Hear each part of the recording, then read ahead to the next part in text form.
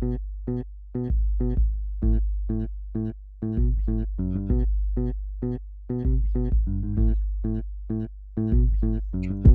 to Grace Talks, produced by Grace Media Productions and hosted by T-Dub Entertainment. Grace Talks is a podcast that informs and inspires to help you grow gracefully.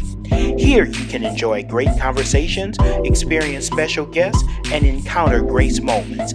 Tune in now for an all-new episode of Grace Talks.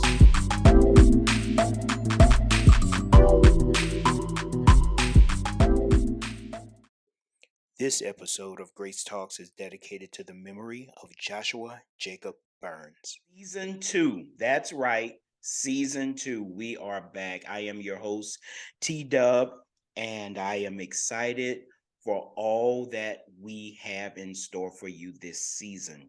On today, we have a very special episode that is very dear to me, as the first episode is dedicated to my dear godson who passed earlier this year.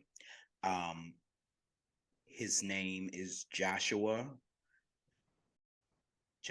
Burns. He died at the age of 18, and he was a very, very, very special young man. And you'll be hearing more about him as the episode continues. But the subject content really dives in as we're dedicating to him from a chapter in my recent book entitled It Had to Happen.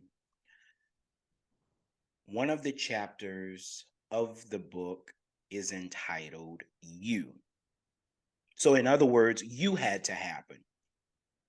I brought in a very dear friend of mine to talk about this subject, and he also, I believe, had to happen to my life. I'm talking about the one and only Dr. Walter Breaux III. Dr. Breaux possesses a very diverse portfolio of professional work with a focus on the human development and the experience of the psyche. He is a university professor, licensed professional counselor, and supervisor, professional consultant specializing in metaphysical practice and personality analysis. He currently serves as the chair of the Division of Education and Counseling at Xavier University of Louisiana, my alma mater. Dr. Breaux completed his PhD in counselor education and supervision from the University of New Orleans. He received his MA in mental health counseling and a BS in psychology, both from Xavier University. Both degrees are from Xavier University, excuse me. Dr. Breaux is dynamic and engaging as a classroom instructor, workshop trainer, and therapist, possessing the ability to facilitate insightful, client-centered sessions with those seeking consultation for education, psychotherapy, or metaphysical analysis. Please help me welcome our special guest today, Dr. Walter Breaux III. Hello, Walter. Hey, Terrence, how you doing? I am great. Welcome to Grace Talks. Thank you for having me. I'm pretty excited to be here. Well, this is going to be interesting. This has been in the making for what would you say? Probably a year and a half now. We've been talking about this. A year and a half, maybe for the last 20 years even. I don't know. Right? See, guys, unfortunately, we have quite a bit of history here that you're going to experience. And if at any time we get into inside jokes, I promise we won't leave you hanging. But Walter, tell me, I understand that you're busy at work, but tell me, what's been going on with you? What's new with you? What's new with me in just my personal life, just that kind of space? You, With you, me. the everything that is the epitome of you. What's been happening lately? Well, I think I'm in a place of embracing transition. And I think maybe for me, just like a lot of people, the last few years have been really about transition. And so I'm just embracing what that transition for me in my personal life has meant, especially as it shapes me into learning more about who I am and my potentials, what I have to offer, and even being more intentional about what I want to offer, right? What I want to do with my life. Um, so I mean, that's showing up in just different things. Like I'm taking on a new position at work. I've taken on a new client that's been really interesting because they've really pulled out a lot of my older techniques and foci that I've kind of put down, taking on more administrative work. But getting back Okay, into my clinical work, I see okay. that as a opportunity expanding too. How's Um, the family? yeah, I was just about to say that. So the other piece is just really having two daughters who are no longer my babies, but really growing into teenagers, and just seeing how that potential, right, is so ripe for engagement around their emotional needs, around their social needs. So, some of it looks like moving them back and forth to different events or taking time to really help them be more intentional with their academic pursuits and about, what they want to do as far as being a career or being a certain type of person or having a certain type of character in They're life. definitely growing fast, and I will say they have your height.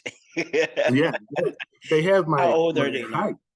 Uh, well, my oldest is 14, Jair, and then my youngest is 12, but she's going to be 13 just in a couple of weeks. Wow. Yeah. So I part of that is remember. just, yeah, is just recognizing you're not teaching them those little fundamental pieces anymore, but really seeing them put it in action, the things that you've Yeah, instilled in them, and yeah, really helping them be more unique in who they are as they yeah. develop to adults. So, yeah, Speaking of developing, I believe we're developing in age. yeah, yeah, Can you we are. believe can you believe how long it's been? So let's I want to just kind of catch people up regarding a couple things. First of all, um when did we meet? I mean, because it's been quite a while since I've known you, sir. How long actually has it been? Do you recall? Well, I would say 20 years because we probably met when we were 12, right? In seventh grade at McMain. Yes. Um, Yes. and I'm trying to remember when we exactly met. I may have met you around orientation or maybe in the first class, Miss Jones's class. I remember we had that class together. Um, Didn't we have PE together as well? I don't know if it's seventh grade, eighth grade, ninth. It's like all those years together. We definitely had some of the same instructors, and we may have had PE. I definitely remember Miss Jones's class because I remember just us sharing so many jokes around what we learned there, and just our classmates in that specific class too. Miss But I Jones. remember that's when I first remember you too. Okay. Is you were hanging out. You were hanging out with two of our friends who had become our friends, and you were just kind of managing and directing them. And that's first time I said, okay, this guy's a leader of sorts, right? This guy's a people person, and so Yeah. that's my first impression of you. I remember that. Well, I have to say I actually remember um Miss Jones' class as well.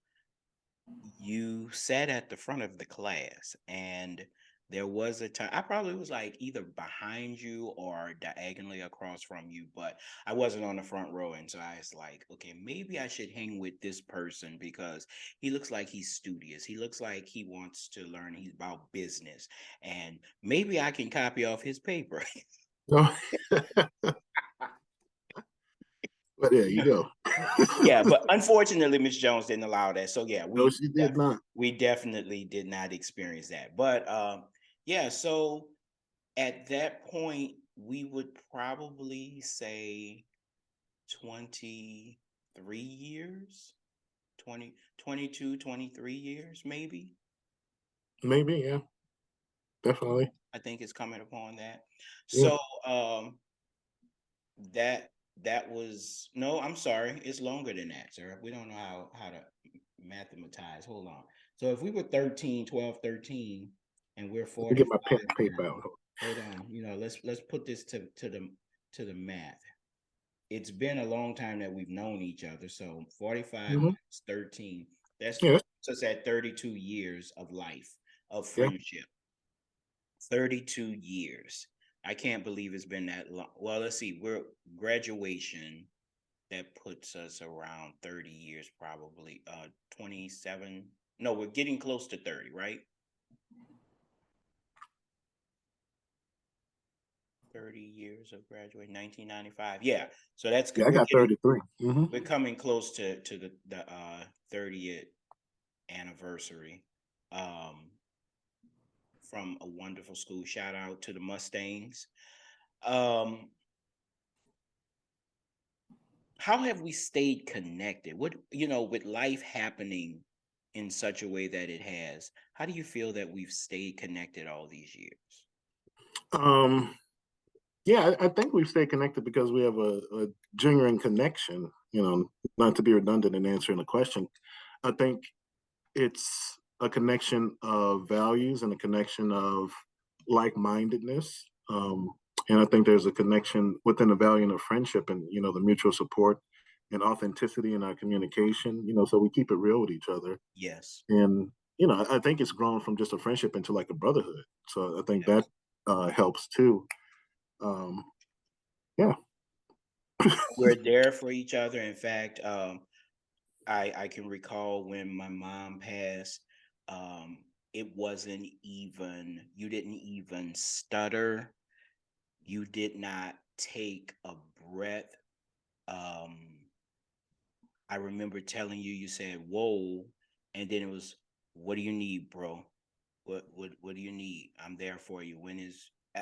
And I remember asking you to be a pallbearer, and you were like, "Of course, no problem." Because of that brotherhood, Mhm. you know, Most and definitely. that connection.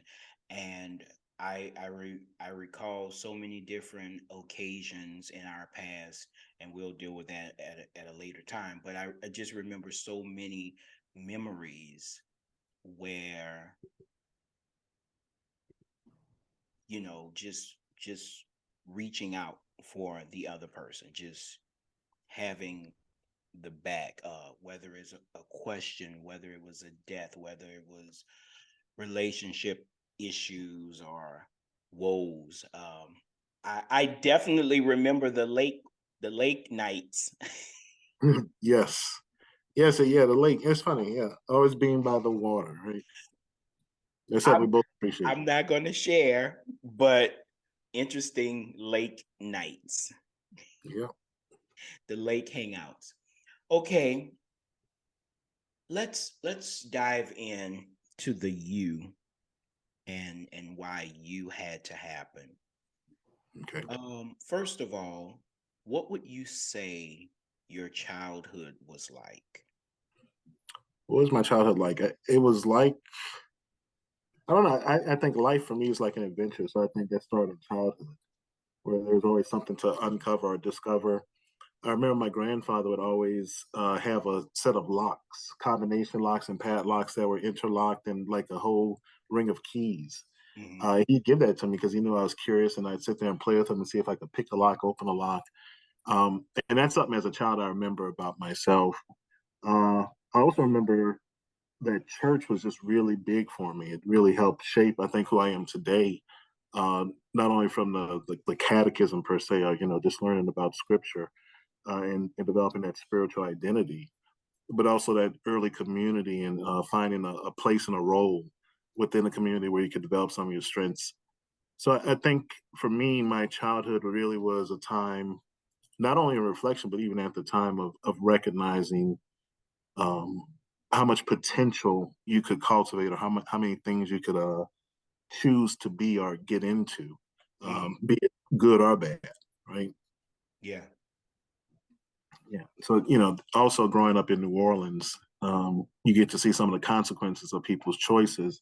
and that helps inform some of your choices too. Right. Yeah, so that's that can be I think for me a heavy type of responsibility and being more intentional in life. That life is not as fragile as some people may treat it, or as something that we just come down to revel in, as much as being productive or like our topic, purposeful. Yes. Yeah. What was your favorite thing to do as a youngster or a teenager? Did you have any favorite activities or hobbies? Yeah, I think my favorite was probably video gaming. I always enjoyed that. As so Uh, many. Mm. yeah, so yeah.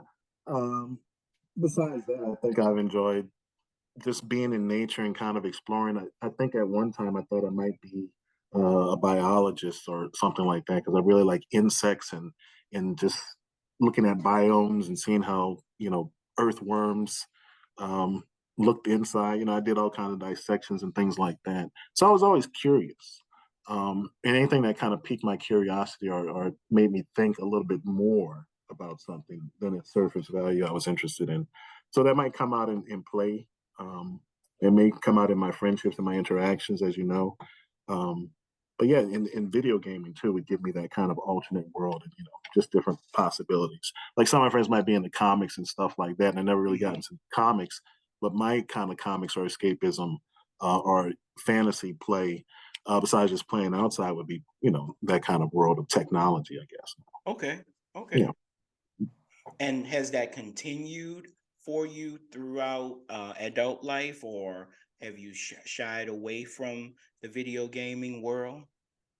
No, I still enjoy video games, but I find I fill my time more so with just again ideas, right? Intellectual pursuits.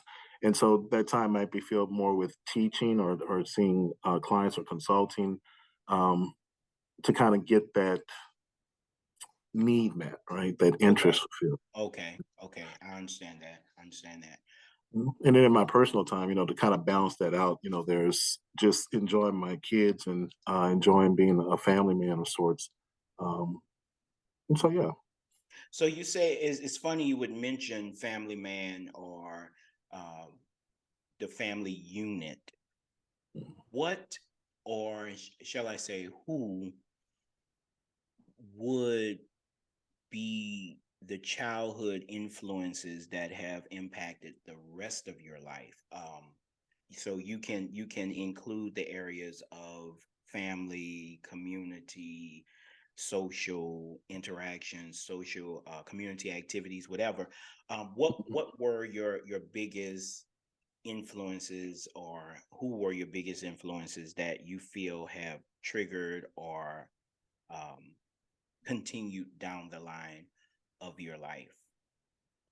I think my biggest influences probably were my parents. So my father and my mother, and how they raised me, the intentionality in which they raised me, and being transparent about that too. So I think they kind of shared what their ideas were and saying yes or no to things, right? Okay. Um, and beyond that, I think the early church. I could talk about a lot of those people who helped touch my life and who invested in me. And I recognized it again as a kid. I recognized there was a certain investment, that they were making a choice, and that there was a certain value or worth within Okay. myself, right? Okay. So that helps build your esteem too. I think when you give back to the youth in that way, Okay. it builds their esteem and ensures their confidence in being able to pursue more positive things. So I don't know. I never had heroes that were inaccessible to me. Right? They're never celebrities or these kind of abstract ideas. They're just people in my life, especially the adults in my life. But also, I mean, my peers. So I try to learn from everybody. Okay. I try to use everyone as a mirror, right? And hopefully, I'm a mirror for people too. But relationships help you see who you are and who you can become. Understood. You know, Understood. Was there a point in your childhood, whether at home or school or wherever, was there a point that existed that forced you or led you to the question, Why am I here? Um, why am I connected to this family? Why do I live in this city? What is life? What is going on here? Why am I here? Anything like Yeah. that? I don't think I had that question early in life. I think it was for me more in adult life as I, became exposed to the university, right? And just Okay. universal thought Okay. philosophy. It's like, wow, there's a more critical way to look at the human existence. I think for me as a child, I accepted what was given to me. People Okay. give us a name. Yeah. Then we spend the rest of our life answering to that name. But people also give us our early identities, right? As our parents and society are mirrors for us, they tell us kind of who we are, good or bad. And some of those traits are very valid and very insightful, and others are projective, and they're Yeah. not necessarily who we are. And so to question myself and my path and my identity, I think was something I did later in life. I didn't even have that kind of experience as a teenager. I don't feel where I was, struggling with my identity or my role or something. Hmm. Um, so yeah, yeah, Okay. Well, we will dive into even more about the level of college life, or as you said, the more in depth pursuit of your identity. We'll deal with that in our next segment, and we'll be right back after this break. I met Josh when he was 4 years old, and I discovered very early that Josh had a very sensitive and sympathetic heart. We were riding down the street and we came across a homeless man with a sign. At 3 and 4 years old, he was very inquisitive of why these people were doing what they were doing, why they were outside, why weren't they at home with their families.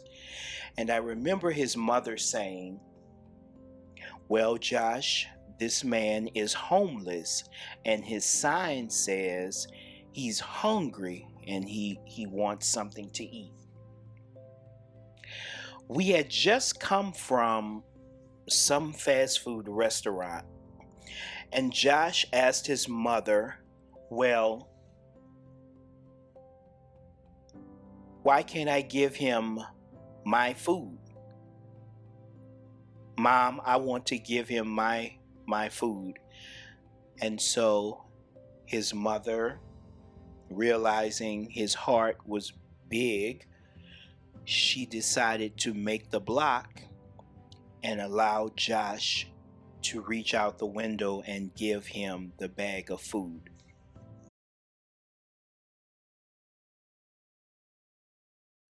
For those of you who are just tuning in, again, we're talking about the subject of you, or you having to happen.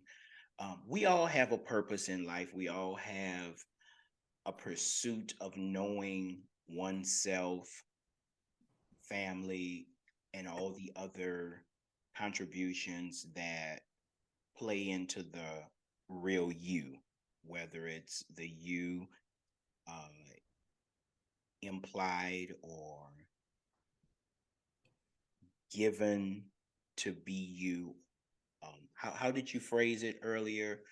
Where the family or the parents basically put it on you to know who you are. Can you give me that phrase again? Oh, I say, people give us a name and we answer to that name, but I think I don't know how to say it. That's another thing I do.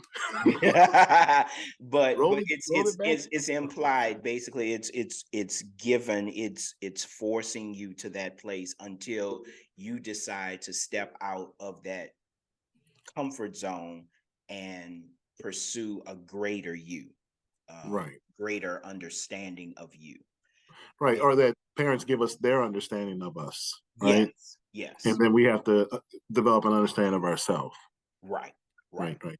So in continuing with that, you you of course, as we were reading your bio, we know that you've had an extensive educational background. Can you give us some insight of what it was like transitioning from high school? Because I'm sure, because I know you, but others may not. In high school, you were not necessarily the quarterback of the team, or you weren't the absolute leader. So to transition from that to this extensive background of knowledge and understanding, tell me, what was that like for you? Entering undergrad, choosing graduate, things of that nature. How was your educational background? Yeah, well, my education post high school is interesting because I really wasn't interested in going to college per se as much as I Really? want to be. Yeah, you might be remember I want to be in the FBI, right? Oh yes, I forgot about that. Yeah, and so that was my career goal when I was in high school was to be an analyst. That's what I really want to do. I want to analyze the mind of serial killers. It's like I want to understand, just the pathology that the human mind could have. And so I wanted to go to police academy, and my parents were like, "No, you're not going to the police academy when you can go to university." And so I chose to go to Xavier University, 13th mostly grade. because what's that? 13th grade. The it 13th was grade, like right? it was like 13th grade for us, from our high school. I don't know about others, but we had so many that went there. Right. And so I had a lot of friends and former classmates, and my sister also went there. But there are other universities I could have chosen with lower tuition because I was wandering at that time. And so I love the quote that all those who wander are not lost, because while I was wandering, I found myself right where I need to be. I started off in sociology undergrad because that was the closest thing to criminology, which Xavier did not Okay. have a major in criminology or criminal justice at the time. So Okay. um, I realized after a semester sociology wasn't what I really wanted to do, maybe psychology. And I was able to transfer my credits over there. And I remember I graduated, or I was about to graduate in sociology. Hmm. And my academic advisor at the time was Du Bois Williams, the granddaughter of W.E.B. Du Bois. And she told me, yeah, it's pretty cool. And she told me about Xavier's master's program in counseling, which I had not known about at the time. And so I decided maybe I could apply there because my degree would transfer in. And I remember the first class I had there, I felt like I was getting the sign from the universe. Everything I heard about being a counselor, you can be genuine, congruent, authentic. It's like, wow, I could get paid and have a life and a career for doing this kind of work. Uh, and from there, I kind of just fell in love with it. And so I Hmm. pursued, of course, um, my license after I got my master's so that I could actually do work as a licensed professional counselor and work in practice. And then I decided to pursue my doctorate. I saw that I could be a counselor educator and a professional supervisor and be able to teach in master's programs and train others how to be counselors. And so that for me Here's, became a real thought in impacting the world was to train other people how to be wellness professionals. here's a question for you. What How much time elapsed between each degree? um did you take time to work in the career before pursuing the next level, or did you just continue from one level degree to the professional degree? How did that transition go? Yeah, well, I worked throughout college and my graduate programs. And so between my bachelor's and master's, I think I just went straight in. There was no Okay. break. I took a year off to my master's and my PhD. Okay, Uh, were you the whole time I practicing was, counseling? yeah, the whole time I was practicing counseling after my master's. Before that, when I was working on my master's, I was working in some direct care worker positions, which are like more case management positions that don't involve therapy Okay. that you can do when you're not licensed. And even before that, I worked as like a store manager and worked in sales. And so I've always been into people and communication and kind of Yes. meeting people where they are. So those are Yes. common themes in that career path. Definitely for you. Mhm. Um, how did that contribute to the pursuit of your greater knowledge? Tell me, if you can, some in-depth moments that contributed to you doing a career versus the pursuit of knowing yourself in a deeper way. All right. So you're asking how did my career and just the focus on helping people develop versus this pursuit of knowing myself and developing Yes. that? Yes. Okay. Oh, yeah, that's a good question. Um, it's like a chicken and the egg. Which one came first? Because I go back to being raised in the church, being raised in the AME, African Methodist Episcopal Church. And that gave me, again, a good insight into who I was by being made to do those acrostics and those Easter Okay. poems, Good right? point. And Good those point. youth speaking, youth sermonettes that I would do for different youth day or whatever like that. It gave me a platform to kind of hear myself as a public speaker and also to be very mindful of how my words impacted people, right? Yes. I Yes. would get feedback from different church members that would tell me like, wow, when you said this, or, it reminded me of that, or, I felt it when this, and it's like, wow, okay. So there's a healing, there's a helping, there's something greater than myself with this. And Okay. that became very attractive early in life. And so I think I chose a career that would reward or allow me to have the benefit of sharing that. Okay. Yeah. And I think in kind of doing that work and pursuing that path, I learned more about this being my nature, right? And maybe the purpose of my life. Hmm.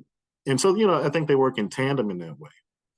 And I could definitely say there are different key moments I can remember where I saw a new side of myself or a new opportunity manifest. I think a lot of my metaphysical work has just always been a curiosity in general, like, how does this all work? What is life all about? You know, and that grew into more of, well, who are we in this life? How do I perceive things from my mind or my consciousness? And I Hmm. remember when I met my wife, Julie, she really inspired in me this kind of metaphysical interest where I started learning much more when I studied things like numerology, understanding really what astrology or tarot was, because I was raised to believe that those things were divination and evil. Hmm. Um, and I learned the appropriate use and why even people had those kind of fears or misunderstandings about that. So education is really important, the ability to bring forth. That's what education means. And I think that's really important that we don't stay trusting fear, right? When there's so much available beyond fear, when we can Right. overcome those kind of fears. Right. That's good. I would say, in taking that path, I'm sure that the real you, and we have to feel this way in all of our lives, that as we develop, as we evolve into a greater knowledge and exposure to information, that the path is made clearer, Mhm. and how to operate in purpose. How do you share the knowledge that you have attained? Is it only to your clients, your students that you teach at Xavier, or is it, you're sharing certain things with friends? How, and I guess you could say how often would be a better way to say that. But you're now on this path, you're now on this journey, Walter. Show us, or explain to us and our audience, explain to us how you're now sharing that information, how you're impacting others with the real you. Yeah, and I think that impact for me just comes out in my living. So, for better or worse, I'm very didactic in how I uh, communicate. And so you might pick that up. There's always this teaching piece or this illustration or this kind of um, knowledge to be shared in Yes. my perspective. Yes. And so that comes out, of course, in my role as a university professor when I'm teaching students. That's what I'm really called to do. Also, as a therapist and counselor, our role is really educational. We help to educate people about themselves and about their perspectives and about the potentials around who they could be. Um, and I think just generally, it comes out in all of my endeavors. Unfortunately, a lot of my ability to share that freely has been captured in pursuing a career. And now that I'm at a certain place in my career, I feel like I could really move into being more that true professional that focuses on the spiritual and metaphysical process behind a lot of this stuff. I think when I interact with people, I find a lot of times what they need a lot of times is perspective. And so what I share, I think, is my unique perspective, and I hope people can develop their own unique perspectives too, and not necessarily follow behind what I'm saying. I think that's a big part in finding your purpose is finding the uniqueness in who you are and in your perspective because you have it for a reason. And that reason is Well, I think the reason and the ultimate purpose sometimes is not revealed to us until later in life, and the purpose usually is shown right in that moment that something happens, right? If you look back on, well, why was I born in this family, right? Or why was I born this way? A lot of times the purpose behind it is not revealed until you actually accept it and then live in that truth, right? yes. And the purpose might simply be for you to accept who you are. For a lot of people, that's what it is acceptance. We find with acceptance, a lot of power comes, peace comes with acceptance. And so, what's the meaning of life? Sometimes the meaning of life is simply to be.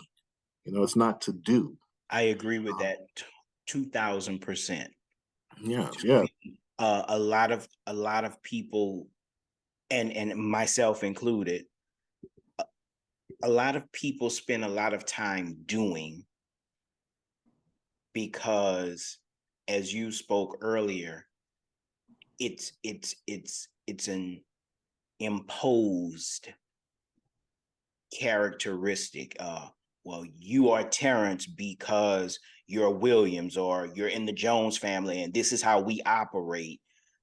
But as I grow, I realize some of those characteristics are not necessarily needed to really function and then, more importantly, flourish in life. Hmm. Right. But when I learned to be and embrace who he made me, Hmm. now it forces me to let go of some comfort zone attitudes, personality traits, things of that nature, because oh, I learned that uptown, or I learned that in the family, or we were told that we are this, but that doesn't necessarily mean that it's a good thing to Hmm. do Hmm. or to be. So when you stepped into that realm of to be, I think that's very, very important, because a lot of people need to understand you were created to be. Right. uh, Yeah. So I even say all it right. that we're human beings, not human doers. And so when people always talk about they don't know who they are, they can't sit with stillness, or any of those things that kind of relate to not having a good relationship with self. I think that's where a lot of this begins when we talk about being purposeful or having a purpose. Yes. Um, so one thing I'll say about purpose is I was looking up at the etymology of the word purpose because I love etymology. It's a great study in understanding the real intent or spirit of a word. And I realized that purpose and propose can be considered to be the same word in their origin, right? Wow. In the word purpose versus propus, right? Purpose really means, or is the vulgar expression of the word propose. Okay. Okay. And so they both mean intention. They both mean to place something forward, what is placed before you, right?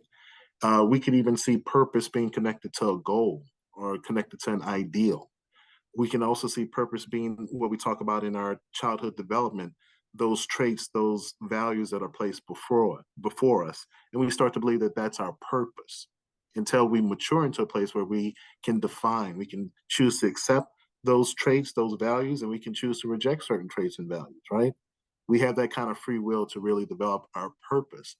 I find most people are afraid of that. Most people don't trust themselves to be able to develop a purpose or to have a purpose. And so they're always looking for someone to tell them their purpose. But I believe the purpose is revealed to you once again, once you accept who you are, whose you are, how you were made, and the uniqueness of who you are. You take time to discover that and value that. And the purpose starts to come together very nicely, right? Because life will then give you opportunities to show you who you are by relating to people or by fulfilling certain uh, opportunities of experience, right? When So a you lot of people might learn who they are in the middle of a crisis. And so we talk about this pandemic, and I see that a lot of people use the pandemic to learn more about themselves, more about their goals, more about their relationships.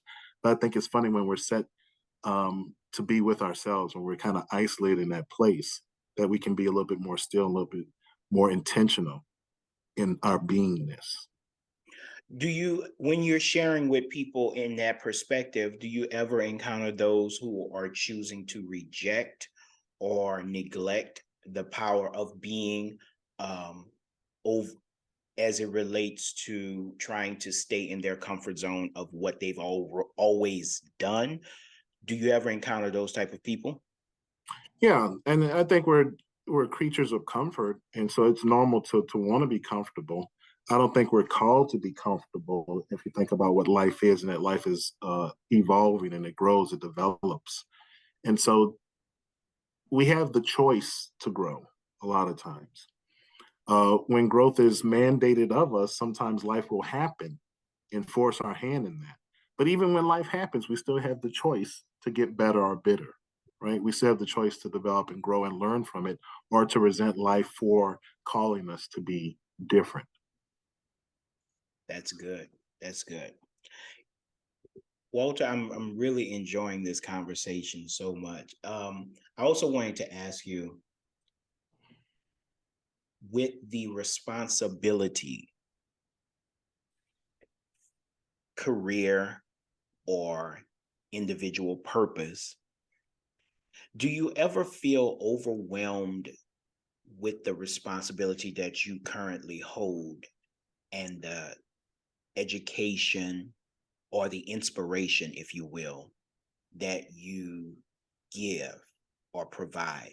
Do you ever feel overwhelmed to the point that you want to take a break from being you? And please hear me in the fullness of that question.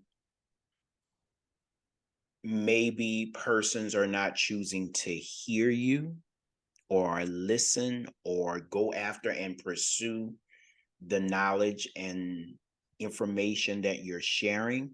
So it becomes frustrating. An example could be your counseling program, your personal counseling clientele. You share certain perspectives that you know are beneficial. They may choose not to follow, or they may choose to ignore or become repetitive. Hmm. Is Hmm. there ever a time that frustration comes that you say, I just need a break from this because it's a lot? Yeah, I mean, I think we all get overwhelmed and get tired. Um, I don't feel like I get burnt out. But when you talk about taking a break from it, part of it is to me having a relationship with spirit, that a lot of it I can put in perspective, right? So, uh, not to go off on a tangent, but a lot of my research within counseling has to do with not only the metaphysics of the psyche, but really how it impacts us to have an ego, right? Okay. So, our ego, I think, is, in my definition, our nature of being a spiritual being and not recognizing that. So you can almost say it's like the soul not recognizing itself, Okay. right? And so we see the ego sometimes as being a separate voice or a separate mind. We might even have a double mind, as we might say, from a Christian standpoint. Okay. But I think a big part of not getting frustrated or not getting worn is by trying to have that unified mind, right? Not having this dualistic mind where you're at odds with yourself. Again, the relationship you have with yourself, being able to be authentic with yourself, loving yourself, supporting Mm. yourself, and that not being from a selfish or self-centered standpoint, but really being from a, just the basis of being able to function. You are your source, and your source is empowered by, to me, God, by divine light per se. And so staying in connection with that divine source, I think, is really important, and keeping things in perspective where you're not seeing things through an ego lens, but kind of trying to see it through that higher self or more of a spiritual lens, having more grace and more patience. Um, so to say all that is that we have the free will. So if people don't necessarily um, take on a certain perspective that I have, that's not for my ego to worry about. My higher self would suggest that that's maybe not their time. And so in therapy, when clients aren't ready to change, it's just not their time, and that's okay. But what I have done is I've started to be very selective. I only have like a handful of clients that I'll see throughout a year, because I really want to work with people who are intentional about taking on some of these challenges in their life. Most clients are interested in knowing more about themselves. They're interested in kind of understanding themselves, but it takes a lot more courage to be willing to change certain things without life kind of forcing you to. Hmm. So I think for me, a lot of it is just understanding the process of being human and having a lot of patience with that for myself, and then being able to share that kind of understanding and patience with other people too. Okay. A lot of, they say charity begins at home, and so I think a lot of it begins with how you treat yourself and how you uh, understand yourself, and how you talk to yourself, right? What you expect of yourself, all those kind of things. Okay. Great. Great. Great. Great discussion. We have to pay some bills, so we'll be back right after this break and to continue with Dr. Bro and the pursuit of you. When Josh was about 8 or 9 years old, he had a procedure that he needed to get done regarding his heart. At the time, I was hosting a home Bible study, and his mother asked if we would pray for Josh before his procedure. So we all prayed for him, but after the prayer, someone came up to him and asked him, was he nervous or was he concerned about anything? And I don't remember his answer at that very moment, but my mind goes back to a conversation where his mom also asked him, was he afraid? And he said, well, mom, if I have the surgery and die, that just means that I'll get to go and see Jesus. I don't know about you, but I don't know many 7, 8, 9-year old kids that exhibit that type of faith to say they know when they die, they get to go to heaven and be with Jesus. But Josh exhibited faith at a very early age that would put some people who have been in church 20, 30, 40 years to shame.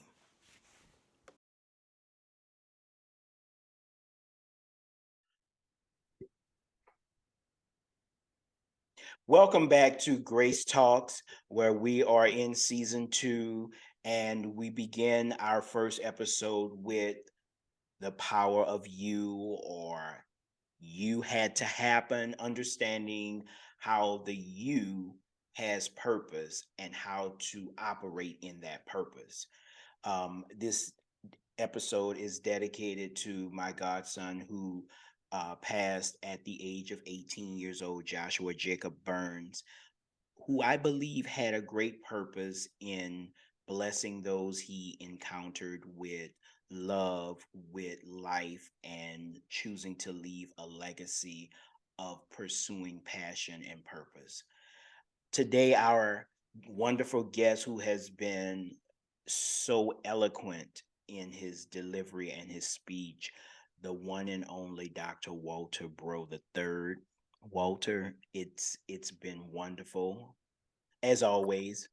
Oh We've yeah, as always. we've had so many encounters that the world will never be privy to. But every time I would definitely let people know, every conversation we could be calling about what is dinner, and we'll end up in one of these in-depth conversations, right? Yes, yes. Well, yeah. I enjoy depth. So as we continue, I know that Walter has provided therapy, educated, encountered many students, many therapeutic sessions in his career and his young age of 45. Very young. Very, very young. Yes. Um, can you share with us various steps that can be considered universal, or can you provide us techniques that you've shared with those you've counseled, educated, techniques of pursuing purpose or unveiling purpose? Hmm. Yeah, well, I'll start with just those steps. I think that are universal. So when you say universal, it almost is a trigger word for me because in a good way. You Because know, I I think did that about on purpose. yeah, yeah, you probably did on purpose. But, the word universal to me just really speaks to spirit, right? And what is the true universal reality? And not everyone may perceive spirit as the universal truth, but I think that is the glue that binds us and creates this reality and just this life in nature. So from a very natural standpoint, I think we find our purpose by again having that sense of relationship or identity with spirit, or at the very minimum, that there's something greater than you, something more than you. Even if life itself is more than you want to contribute to life, or society is more than you want to contribute to that. I think those are the foundations, because that really speaks to what our desires are. Now, I'm really big into words, so something like desire means suffering, right? And the Buddhists talk about desire as a source of all suffering. And really, it's the passion behind desire. Passion. When I think about what we're willing to suffer for, it's almost the same thing people talk about, that when you do what you love, you never feel like you have to work. And so when you're really following your passions, and not the carnal passions, but those spiritual passions, you find that you have a sense of peace and a sense of wholeness that comes with it. And that again informs you, gives you the feedback from life to let you know you're walking in your purpose, per se. Um, so having that sense of passion cultivated, and then developing more of a relationship with spirit, where the questions become more so about who am I, what is my purpose, and then looking for the answers to come through life, right? So you're going to get those answers, I think, through just opportunities that different doors and windows may open, per se. Different people come into your life, or you even get different signs. You'll see different synchronicities or coincidences. Life has a way of almost glitching to just highlight, here's something to look at, here's where you might want to focus your intention, your energy. I think also being obedient to that, right? So there's a seeking after that type of communication and that type of relationship with spirit, but then being obedient to the call, being obedient to what you do see, and not second guessing it, dying it, allowing the egotistical mind or logic to cloud it for you. I think we're given a sound mind for a reason. And that sound mind is to be a filter to help us understand spiritual and emotional impressions that we get. But I think being obedient to the fact that we do have a relationship with spirit and that our purpose is tied to the call that spirit asks us to be in certain places and to be certain ways in order to bring about more spiritual life, I think is really important as an identity piece. Um, some people will capture that again through their career, through their family. Some people will capture it in something like religion. But I think it's really important, again, that you have something that is beyond yourself and that you're constantly trying to develop an awareness of the process and how spirit speaks to you, how spirit shows up in your life. Um, Again, it's all about that relationship. But if you're questioning if God is real, if you're questioning if we do have a soul, if you're questioning if there is a spiritual reality, I think it behooves you to really develop an awareness of that spiritual truth. And again, that can start through our emotions, just kind of being aware of what emotions are, how they move through your consciousness, where do they come from? And if emotions are something that we can transfer to other people, right? If I'm really happy and I smile, sometimes you feel that warmness and you feel like you want to smile too, just like if I'm angry and I'm frowning at you and I use harsh words, that might inspire that same spirit inside of you, that same emotion inside of you. So I think there are a lot of ways that we can become more in touch with our true nature as human beings and not reject those things. So sometimes we reject our emotions. We don't feel comfortable with our emotions and we don't trust our spiritual inclinations or that spirit of discernment. But I think all of that kind of rejection and wrestling with what is natural and innate is really where we lose a sense of our purpose or the intention of our life. Well, so the second part of your question, you asked about techniques. So a lot of the techniques that I can apply to that might be considered metaphysical in nature, and things like prayer, right? So prayer is a metaphysical kind of practice when you kind of want to label it, but to me, it's really a spiritual practice. It's a practice of communication, of union with spirit, and maintaining that kind of union or one mindness, right? So when my egotistical mind, when my human mind is straying away from divine principle, divine order, prayer, or even meditation, just focusing in on intentionally being in a right or righteous place, right? Being in the correct place in my intention and my actions, I think is very beneficial. It's very essential. But of course, reflection, behind all of that is a sense of reflecting, taking time to slow down and to be, not so much focusing on doing or even becoming, but just being with self, being with spirit, being with intention. And sometimes that means being with that shadow side of us, that part of us that we feel is negative, being with the part of ourselves that feels guilty, shameful, the part that we want to reject. If we reject ourselves, who will accept us? And so there's a piece that we have to learn to love and accept ourselves as much as we want to be inclusive of other people who need to be loved and accepted. And again, brought back into that spiritual light. So the techniques, again, I might use something like numerology, right? I find numerology is a very powerful tool, mostly because it speaks to universal principles. Numbers themselves, Einstein suggested that numbers were the language of God. And so that thought that everything you see from all reality and how we measure it, how we look at mass, time, distance, frequency, all those things are captured in number. As we're doing this podcast, we're aware of the time and the numbers, right?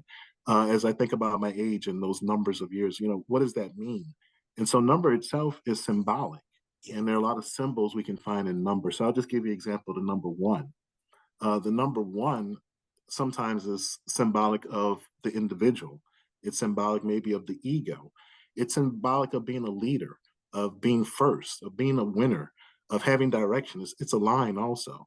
And so we find with numbers that they can be considered to be hieroglyphics or pictures that kind of represent certain sacred geometry or sacred forms that we find within life. But again, helping clients become more in touch with their inner awareness, their inner mind, and how that mind might work through symbology, emotions and thoughts. When you think about our thinking, we think in pictures and images and symbols. And then we may interpret that into words. But helping people be comfortable with their spiritual connection and their relationship with spirit are a lot of techniques I might use to get people more comfortable with hearing the natural awareness of their purpose, the natural awareness of their potential. Thank you, sir. That Yeah. was very informative. Very insightful. Now, we're going to take our last break. And when we return, we're going to have our final thought, or as we call here at Grace Talks, the grace moment. We'll be Mm. right back. Joshua Burns was a very giving person while he was alive. But in his death, he gave as much as he did when he was alive. Josh was known for giving you his last, sacrificing his best so that you could have, going out of his way so that you could have. He had signed up for organ donor at one of his blood donations. And when he passed on, two people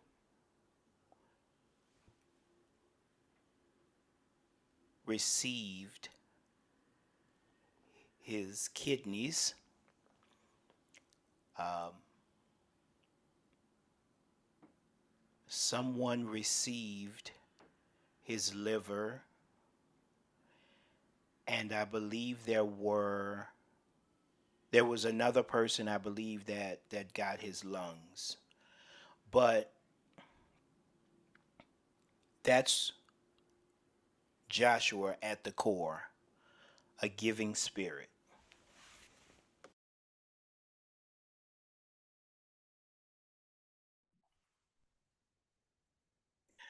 We are back on this wonderful episode of Grace Talks. And I'm excited that we've made it to season 2. And my wonderful guest today, Dr. Walter Breaux III. Walter, have you enjoyed yourself? I have enjoyed myself. This has been a very therapeutic conversation for me to be able to share all this good stuff. Yes. Well, I just wanted to let you know you had to happen. You had to happen for Grace Talks. You had to happen for Xavier, of course, and of course, you had to happen for the world. So we thank you for taking this time out to share with us. Just in case anyone in our audience would like to follow you, keep up with things that you're doing, where you're going to be speaking, any of those things, how can they follow you, contact you? The best way to contact me is probably through my email at askbreux, AskBreaux, at gmail.com. That'd be the best way to contact me. But I plan to be launching a website pretty soon that'll give you a good list of how to get services from me and also just speaking engagements that I will be taking on. Okay. Okay. Any other social media follows that we can keep up with? No, I don't really use social media. No. Okay. Okay. All right. Well, again, it's been an absolute pleasure, but we dare not close out this episode any different than any of our other episodes, and that is the grace moment, Dr. Bro. So I want to say to you, Walter, in the grace moment, it's usually my moment that either I share or I allow my guests to share an inspirational moment, a thought of the day, a mantra, a cliche, a moment to be provoked to action, your final words, whatever it is that you choose to share. And so this is the grace moment. I would like for you to just go forth. All right. Well, I'm going to share a little reading that I wrote called Time to Change. So I write poems and readings per se. When clients inspire me, or maybe just talking to a student or in my consultancy work, I hear different themes that are spiritual in nature. And this one was really someone saying they don't feel like they have enough time to change. They don't have enough time to take on some of the opportunities life is offering them. Uh, So I just start with saying time can be simply defined as the consistency of change. For the inconsistencies of change are called life. Time is full of potential in the choices and the experiences of life. You have time, but that opportunity is brief. Change happens, but it must happen in time. Change is the process of fulfilling potential. This process flows between chaos and order, simple and complex, ignorant and insight. Time, by definition, is ordered to flow. It flows and moves, creating a way by changing, disrupting, and settling in a natural will. We choose our potential growth or decay, the right path or the lost way. We choose to move into our becoming or by resisting to be. Change is the law of the physical universe, but an option of choice within our own inner space. Change with purpose, change on purpose, and change through purpose. This is called growth. The greatest opportunity, and it may be our truest purpose, is to flow with such consciousness of purpose as to have an intent that our will prosper life and honor this lifetime. You have time to change.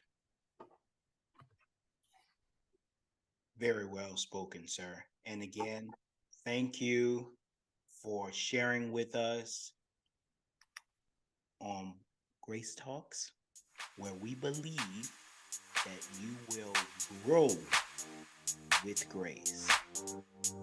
Until next time, so long from Grace Talks.